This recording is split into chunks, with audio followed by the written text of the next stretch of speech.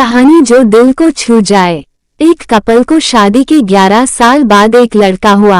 वे बहुत ही प्रेमी कपल थे और उनका लड़का उनकी आंखों का तारा था। एक सुबह जब वह लड़का तकरीबन 2 साल का था, पति ने लड़के के पिता एक दवाई की बोतल खुली देखी। उसे काम पर जाने के लिए देरी हो रही थी, इसलिए उसने अपनी पत्नी से उस बोतल को ढक्कन लगाने और अलमारी में रखने कहा। लड़के की मम्मी रसोई घर में तल्लीन थी, वो ये बात पूरी तरह से भूल गई थी। लड़के ने वो बोतल देखी और खेलने के इरादे से उस बोतल की ओर गया। बोतल के कलर ने उसे मोह लिया था, इसलिए उसने उसमें की दवाई पूरी पी ली थी।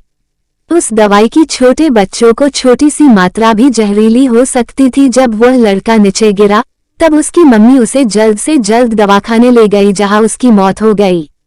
उसकी मम्मी पूरी तरह से हैरान हो गई थी। वह भयभीत हो गई थी कि कैसे वो अब अपने पति का सामना करेगी। जब लड़के के परेशान पिता दवाखाने में आए तो उन्होंने अपने बेटे को मृत पाया और अपनी पत्नी और देखते हुए सिर्फ 4 शब्द कहे। आपको क्या लगता है कौन से होंगे वो 4 शब्द? पति ने सिर्फ इतना ही कहा, आई लव यू डार्लिंग। उसके पति का अनपेक्षित व्यवहार आश्चर्यचकित करने वाला था।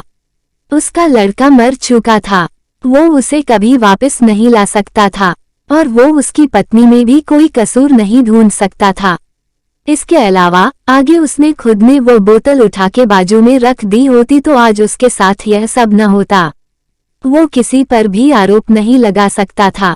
उसकी पत्नी ने भी उनका इकलौता बेटा खो दिया था। उस समय उसे सिर्फ अपने पति से सहानुभूति और दिलासा चाहिए थी और यही उसके पति ने उस समय उसे दिया।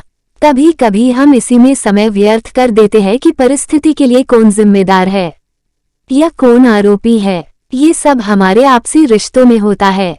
जहाँ जॉब करते हैं वहाँ या जिन लोगों को हम जानते हैं उस सभी के साथ होता है और परिस्थिति के आवेश में आकर हम अपने रिश्तों को भूल जाते हैं और एक दूसरे का सहारा बनने के बजाय एक दूसरे पर आरोप लगाते हैं।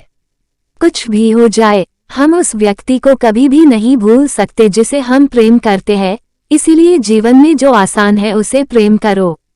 आपके पास अभी जो है उसे जमा करो और अपनी तकलीफों को विचार कर करके बढ़ाने के बजाय उन्हें भूल जाओ।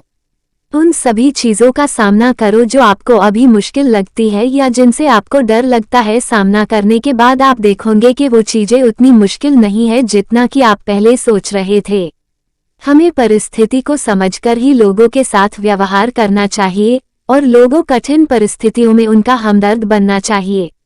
दोस्तों, इस तरह की प्रेरणादायक कहानियां पढ़कर हमें काफी कुछ सिखाने को मिलता है।